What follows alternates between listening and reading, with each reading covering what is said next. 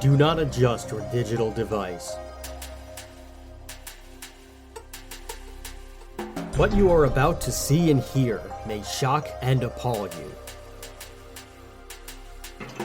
Join our hosts as they encounter countless thrills, spills, chills, and hilarity as they explore the very weirdest in pop culture. The following media is so strange, so beyond the scope of what is normal, it will make you ask the question, why does this exist?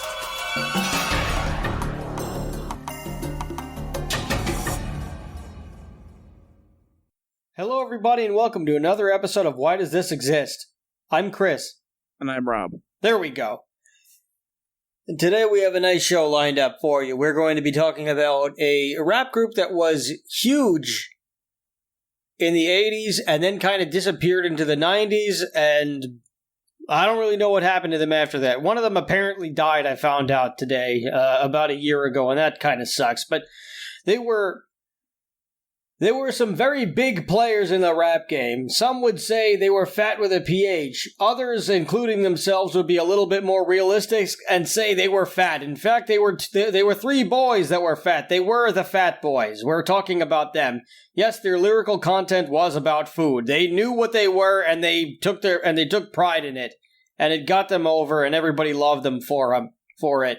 At least in the 80s. And then they did their own thing. But we're going to be talking about them today. We are Why Does This Exist? In case you don't know who or what we are a podcast about the very weirdest in pop culture. How would you not know who we are? I don't know. Maybe you just listened to us by accident. That seems to happen a lot, and that's okay. Yep. We're fairly new. We're not Joe Rogan or any of these big shots. We're still trying to find our base, and all five of you, thanks for coming back.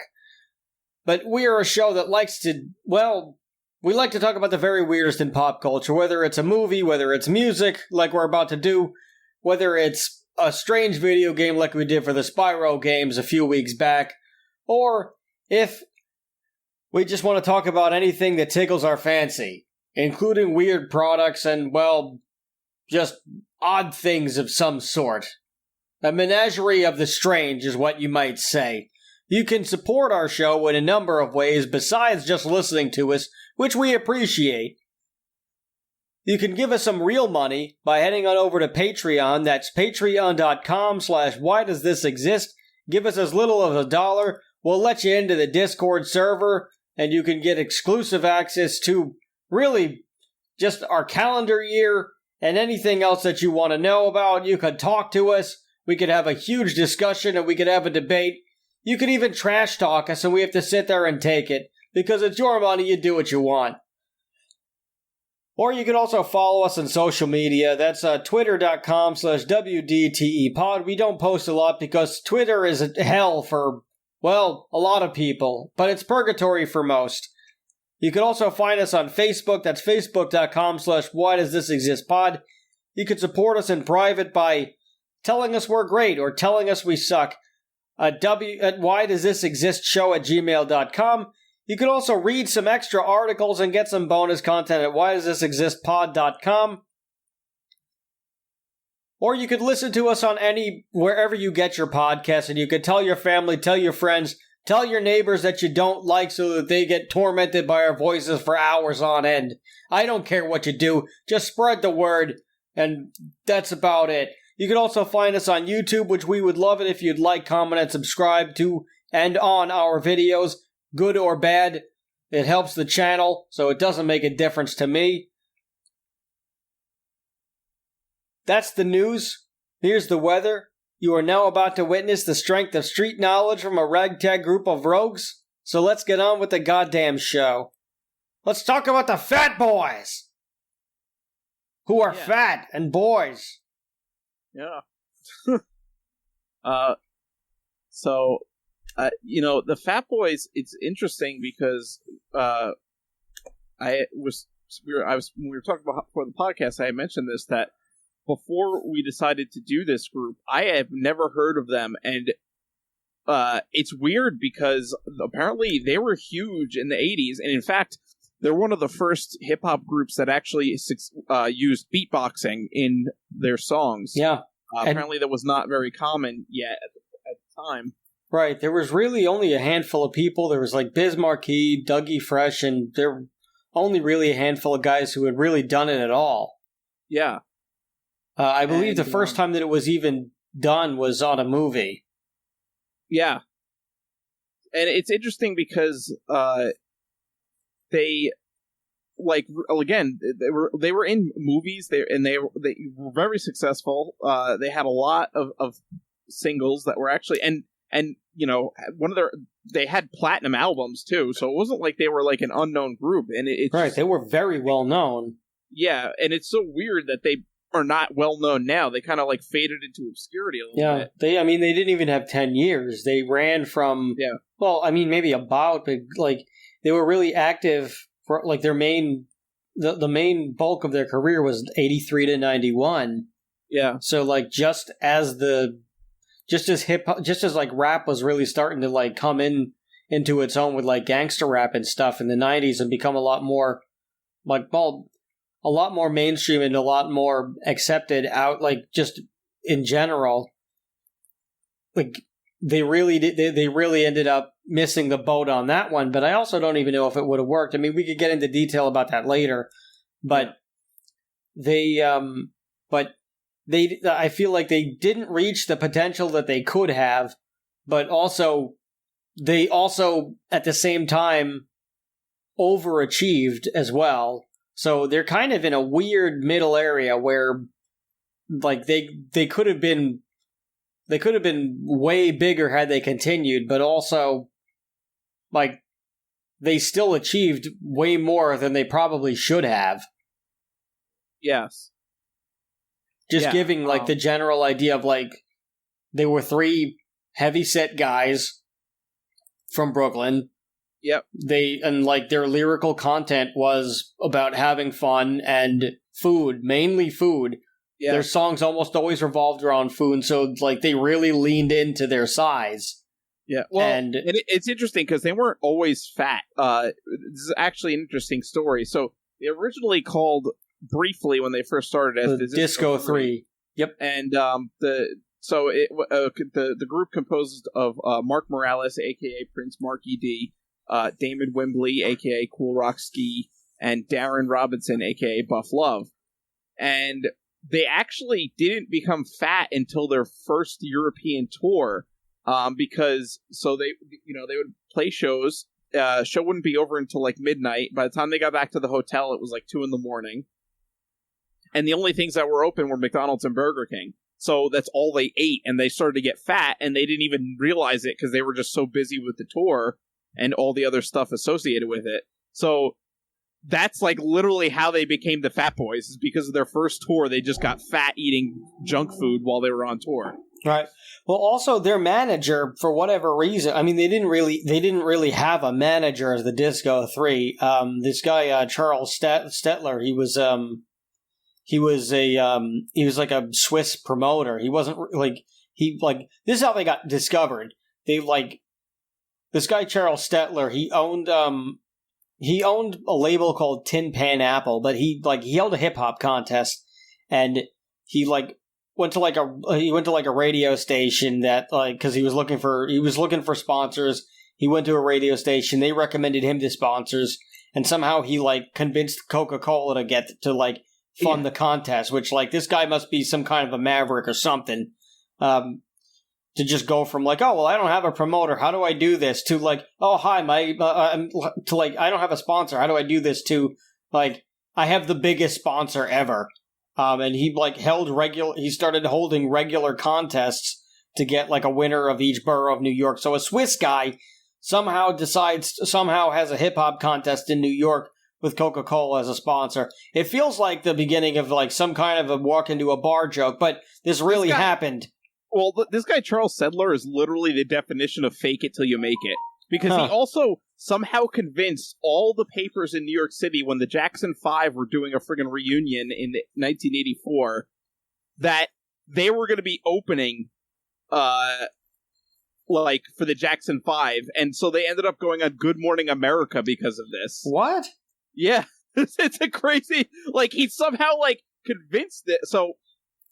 according to Wikipedia, the story goes, he saw in the newspaper that Jackson 5 was going to be reuniting in a concert in October 1984. He called his wife and part-time partner, asking her to write a press release saying that Jackson 5 had picked the then still unknown group, the Fat Boys, as their opening act. Then he distributed the press release across the city. The next morning, crap. Stetler and the Fat Boys appeared on the TV show Good Morning America. When the host turned around to the Fat Boys, they did not know what to say. They simply said, "Burr, stick 'em, ha ha ha, stick 'em." It was like their popular song at the time. Yeah, that was their like one hit. But they didn't confirm or deny that they were opening for the Jackson 5 on Good Morning America. Yeah, that's so great. Their manager literally just faked it till he made it. Basically, that's amazing. Well, anyway, this freaking Swiss whiz, Charles Stetler, he took over. Well, he took over like as the manager for them while they were on the European tour, and he was the one who told them to gain more weight. So it seems like he saw something in them other than carbs and unnecessary calories, and he was like, "Guys, I don't know, maybe the bigger they were getting physically, the more over they were with the crowd or something. I don't really know. Maybe more people were coming and they were maybe fans were calling them the Fat Boys over time, and he was like, I don't really know. I wasn't there. I don't know. But I think that it's just because they're really like a rap comedy group more. Like their raps are their lyrics are very like comedic and self-deprecating. And so I think that's part of like why they kind of like morphed into that maybe. So I wanted to like have like an interesting little aside to this. But I'll tell this like let's like just talk about like the history first, and then when we get to like the sound of what they sound like, then I'll bring this up again. But Coca-Cola gave this guy 300K. 300,000K. This guy was a friggin' like master and it's just so weird because he like somehow made this group into this huge thing, and then like in 91 they just fell off the face of the earth and were never heard of again. It's like friggin' lost ancient knowledge, the Fat Boys. Seems like he also got the Swatch watches like off the ground too. Yeah. Because like Swatch, most people might like the people who know like Swatch is like a brand that has somehow become synonymous with skateboarding, but like they're a watch company. They make watches. They're the Swatch watches, and like this guy Stetler's friend, or he like knew somebody who like was part of the Swatch company, and he like somehow asked like Swatch if they needed something to sell or whatever, and he got Swatch to like fund a Fat Boys tour. I don't even like this guy's a freaking this guy. He's the must best con artist ever, except you can't even call him that. He was successful. Well, you can't even call him a con artist because a con artist runs off with the money and doesn't do anything. This guy actually like did something. He wasn't a con man. This guy was like man in the sense that he's like good at like friggin' talking people into doing stuff, I guess, and like just bullshitting his way through stuff and making it successful. Yeah. Well, he's a shyster. Yeah. Shyster. Shyster's not really great too, but shyster can sometimes be a term of endearment. Like you could like you can't like go up to like if your buddy does something. Yeah, he's a hustler. There you go. He's like that's the word we were looking for. He was a hell of a hustler. Yeah. And so, they did all these super. So all this, they started getting bigger throughout the 80s, and then Run DMC did Walk This Way with Aerosmith, and so the Fat Boys decided,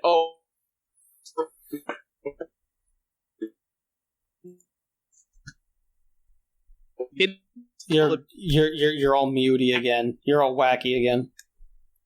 Okay. All right. So they saw that Run DMC was had the success with Walk This Way with Aerosmith. So they literally got the Beach Boys together and did a cover of Wipeout, and with the actual, it wasn't just a freaking sample. They literally did Wipeout with the Beach Boys, and it's how the hell did I've never heard of this? like, I don't understand, because, like, I literally did not hear this song until I listened to this, to the Fat Boys for the podcast. Like, I've never, and it's like, it was a big thing. Like, they actually, like, the Wipeout reached number 2 on the UK Top 100 when it came out. And it was number 12 on the Billboard Hot 100 in America.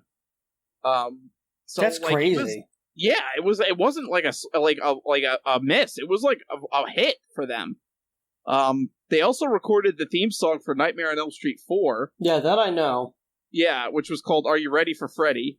And it actually featured the actual, Freddy Krueger in it.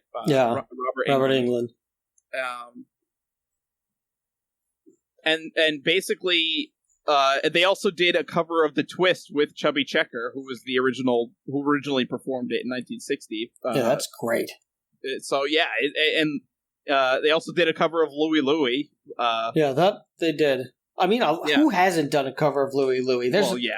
Like, that's like a go-to cover for, like, anything. I think Motorhead have even covered Louie Louie. Yeah, they have. So has Black Flag. I mean, there's a ton of bands that have done that. And, well, I mean, they're like the only rap group, as far as I know, that has done it. But still, it's pretty wild. But, yeah, they're very talented individuals. And also, as the human beatboxer, Buffy was just, like, he took it to, like... He took it to, like, a mainstreamish level, really. Yeah. And, like, I'm sure, like, he influenced a ton of people into doing it, like, regularly and, like, actually using it. Yeah. And just as fast as they hit the top, they kind of bottomed out and broke up in 1991. Like, and again, this is, like, the weirdest thing ever, because it's not like they were, like, a one-hit wonder where like, okay, they had one great hit and then, like, died, but that hit is still remembered.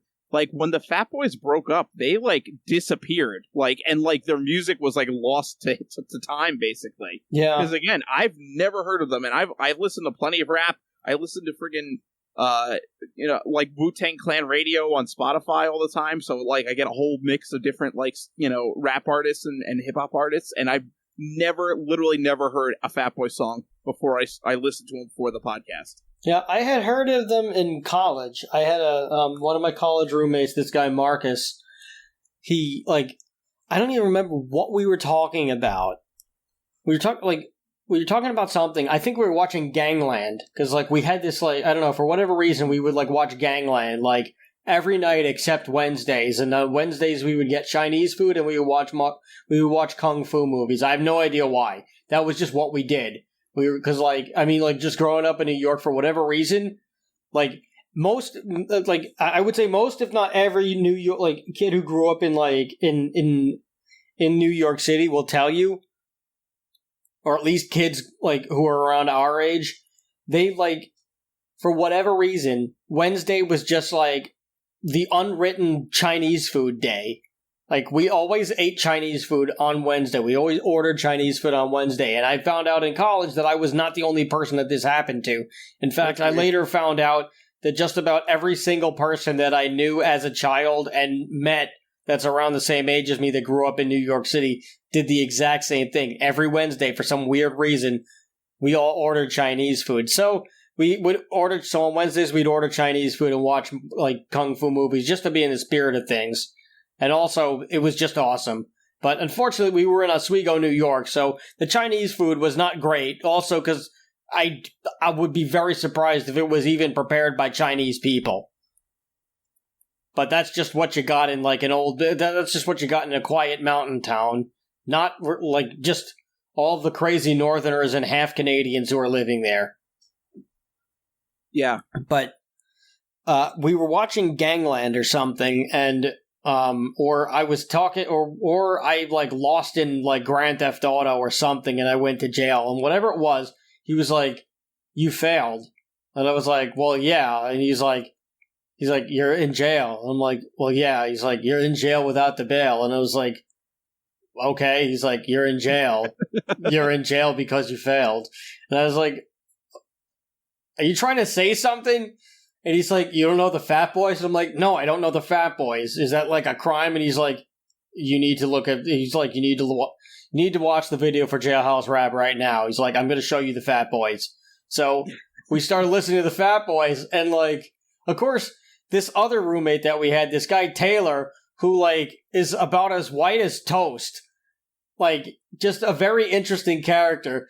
Like, nobody had heard of the Fat Boys except for Marcus at this point, and we're listening to the Fat Boys, and I'm, like, getting educated at this point, and like, Taylor, of all people, this is the guy who would, like, he would be studying in his room, he'd wait for a quiet moment when everybody was hanging out, and he'd break out of his room and he'd start doing either a Hulk Hogan or a Macho Man promo, and then he'd slam the door and he'd stay in his room for the rest of the night and we wouldn't see him again. Like, he was very Kramer-like in his antics. Taylor has also famously gone to a Halloween party as the Dude, only quoted Dude lines from The Big Lebowski the entire night. And people were talking about him the next day, and they did not recognize him. And they also did not realize that he was the Dude the entire time. He stayed in gimmick, and he would not answer any questions outside of a quote. So nobody knew his name. But anyway, yeah, it was Taylor is Taylor. But Taylor busted out, and he was like, "Oh, you guys listening to the Fat Boys?" It's like, and Marcus is like, "Blockhead, that was his word for him. He was like, "Blockhead, how do you know about the Fat Boys?" He's like, they're in jail without the bail, man. And then he just left. And, like, Taylor had very epic pop-ins. He was very good at the pop-in. But yeah, that was, Marcus was introducing me to the Fat Boys, because I did not know. And then from that point on, we even to this day, if we're talking, we'll, like, bring up, like, if anything, like, bad happened to us, we'll tell the story, oh, this thing happened to me and it, like, sucked. And then the other one will just say, so were you in jail? In jail without the bail? And then the other one will just, like, finish the rest of the lyric. But yeah, that's how I got into the Fat Boys. And, like, every once in a while, I remember them, and I'm like, oh, I'm going to listen to the Fat Boys again, and I'll have to show it to another person, because I'll get it stuck in my head. But yeah, the Fat Boys are a lot of fun. Yeah. So when they, like, broke up, couple things. Well, first, they actually also starred in 3 movies. Yeah, they did. Crush Groove, Knights of the City, and Disorderlies. Knights of the City, interestingly enough, was actually produced by Michael Francese, who is a famous mob. Really? Yes. What the hell were they doing in that? They were just in it, and it's funny because Michael Francese's production company was actually how he laundered all his money from his illegal gasoline business. Oh, that's basically great. Yeah. Go figure. That's actually really smart. I will say. I've listened to him speak here and there, and, like, I've listened to his podcast every once in a while. Yeah. But, like, everybody has one. Even we have one, and that's sad. But he's probably one of the smarter mob guys that I've ever listened to. Yeah. I mean, he's definitely one of the smartest. He's kind of one of the few that actually managed to get out without that too, like, literally spending the rest of his life in jail or being killed. So yeah, he's like one of the few. It's great listening to him and, like, Sammy Gravano argue, even though it's only happened a couple times. It's just so funny. Yeah. So they were in those movies. When they broke up, Marky D actually became a producer, and he produced some tracks for Mariah Carey and Mary J. Blige. Yeah, he also had a radio show on Sirius XM.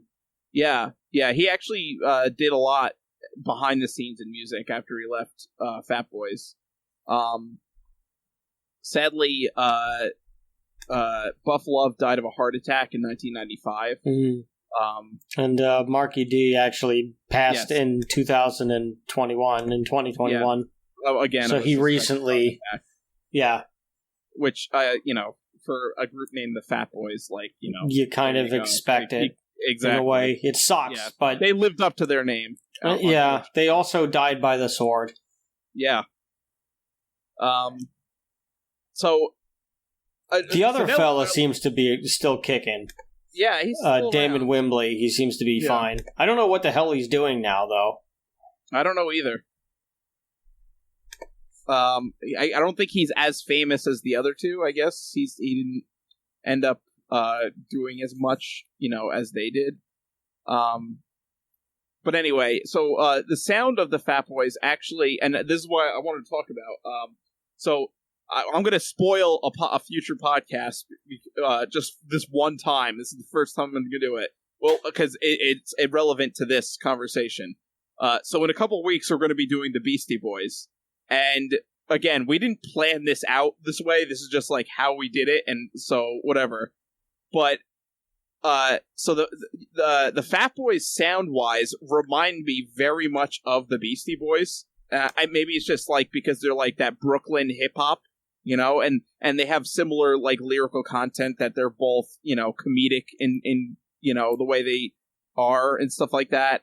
But anyway, the reason why I brought up the Beastie Boys, besides the fact that they kind of have the similar sound, is when I was a kid growing up and I first listened to the Beastie Boys, I pictured them in my head as like looking like the Fat Boys, like just like these fat guys for some reason. I don't know why this was. But for some reason, whenever I heard the Beastie Boys come on the radio, or I was listening to it in my uncle's car or something, I pictured them as these fat guys singing. That's how I pictured Clutch to look like. I thought they were all a bunch of big fat black guys, and they're all a bunch of short white guys. Well, and it's hilarious, because the Beastie Boys are not a bunch of fat guys at all. They're friggin' skinny guys. They're just skinny white guys. They're skinny Jewish fellas. Yeah. So, which is the last thing you would expect from a rap group from Brooklyn. Right. Well, they started out as a hardcore punk. Well, again, we'll talk about that. Yes, we'll talk about this in a few weeks. But the reason why I brought it up, like I said, is because when I listened to the Fat Boys, it actually reminded me a lot of the Beastie Boys. So that was like an interesting little connection, because I always pictured the Beastie Boys as fat, and they weren't. And then the Fat Boys, their sound is very similar to the Beastie Boys in like the way their lyrics are, and the flow and stuff like that. It just reminds me a lot of the Beastie Boys.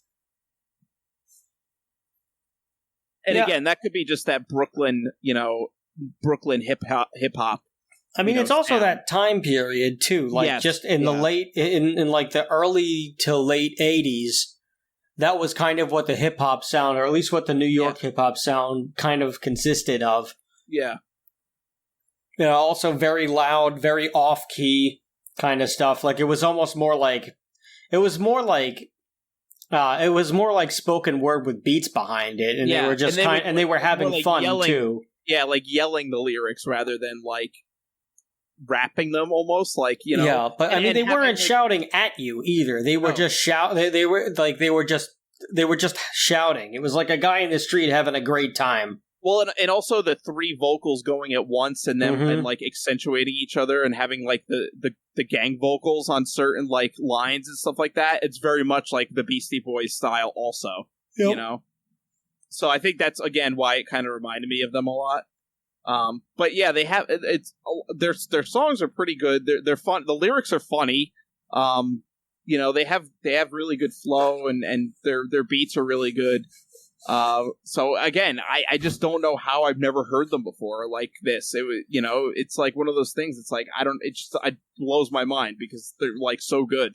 Yeah, like they just ended up slipping through the cracks later on, and they did end up just getting lost to time. I guess with the way that with the turn that hip hop took in the early 90s, like I want to say like 93, 94 was really when it started to take off. Yeah. Somewhere between 87 and like 94 really was where, when did Ready to Die come out? Was it like 92?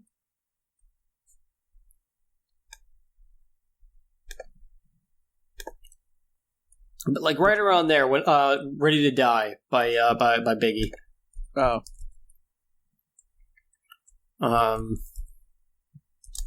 Yeah, let me check this out. So I want to say it was 92. I might be wrong. 94. Okay. Recorded 93. But yeah, somewhere between 87 when NWA came out and when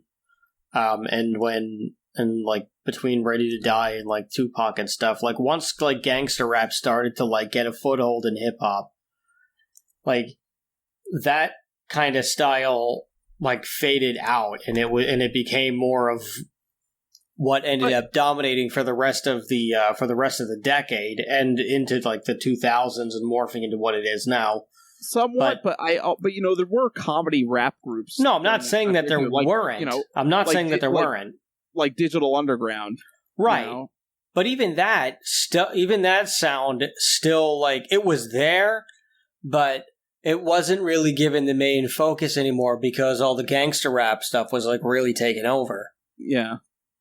So there were like something in between 87 and like the Fat Boys kind of got out at the right time, it seems, but also like got out at the wrong time. Also, well, it was the right time and the wrong time. Like it's so weird because their career, it's not in like it's on all the spectrums as to like where it was. Like it was the perfect run, the perfect length, the perfect levels of success, but also they just missed the cusp of where the genre of music that they were playing was getting to. So they missed the biggest money boat, but they also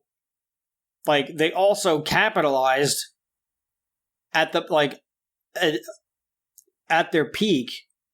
So you can't even say that like they didn't like if only they had been around another few years they really would have been something. Like Like even though I am kind of saying that, but also they don't have to. Like they were there, like they were at the right place at the right time, but also they just slightly missed the boat on where like the biggest payoff could have been too. But it's a weird lull. Like it's not even a lull. It's just a weird moment where their career was, because it was the perfect time, and it also was like just before the best time. But they still managed to achieve the maximum potential, it seems, while also possibly not achieving the maximum potential. It's really weird because their career is just like in some ways it's the perfect career, and in other ways it's like just at it was like a trip at the finish line thing almost, but also not at the same time. Like I can't really explain it. It's like because it is very successful. Yeah. And I think had they started later, they would not have achieved that success. I think they came in at the perfect time for them. Yeah. Really. And I think that's about it. And they just seem to have just gotten lost to time due to the saturation and the direction of that genre. Yeah. Like in later years. But I have a feeling that their popularity is going to it'll come back at some point. But unfortunately, 2 out of 3 aren't going to be around to benefit from that. Yeah.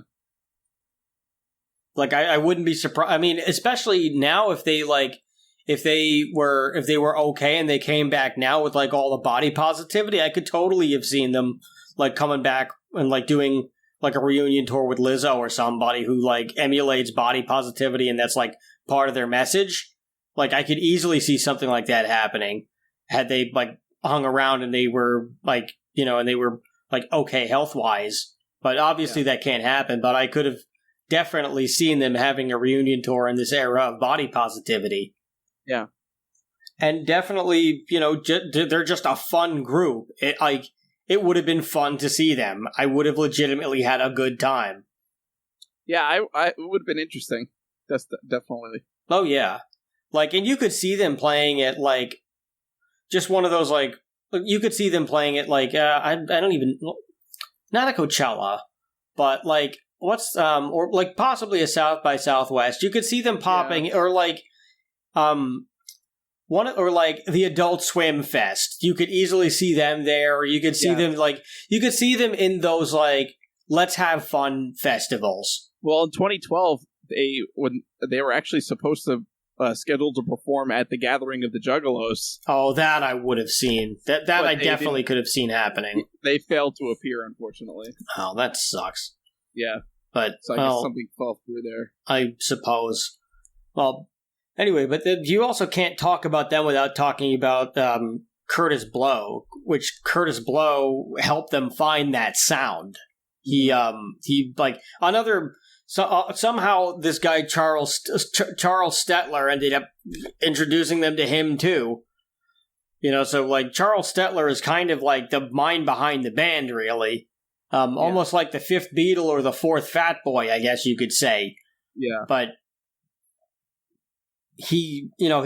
this guy really like pushed these guys to the moon. Like they like, but yeah, they like Curtis Blow was the guy who like really got them into doing their first song, to their first like single, Stick 'Em, and recording and like helping them record their debut album, and also helping them feature beatboxing. It's just like his real name is Curtis Walker, but but obviously Curtis Blow. He's a rapper and a bunch of other things, but he was the first commercially successful rapper and the first one to sign with a major record label, actually. So this guy kind of took them under his wing, and he helped shape that, I guess you could say, like that like early to mid 80s like New York hip hop sound in a way. Yeah. So this guy has every bit to do with their success as they do, in a way, because he helped them find that signature sound, and he really worked with them to help do that and produce them. Yeah. And, he had also worked with Run DMC, so he really, it wasn't like he was just some, like, random dude. The guy knew what he was doing. Oh, yeah, and he worked with the best. Yeah. Yeah, and, I think that probably contributed to like how good their beats and stuff were, obviously, and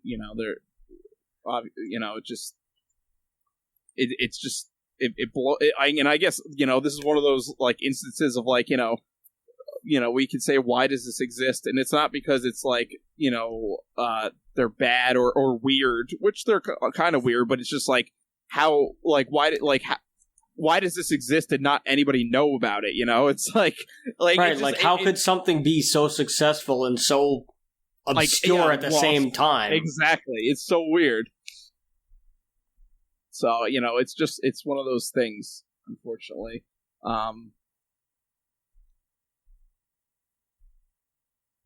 Yeah, I don't know. It would have been really it would have been really cool if they were healthy and they continued, but unfortunately, they 2 out of 3 had passed by now. Yep. And it is a shame, but they were awesome.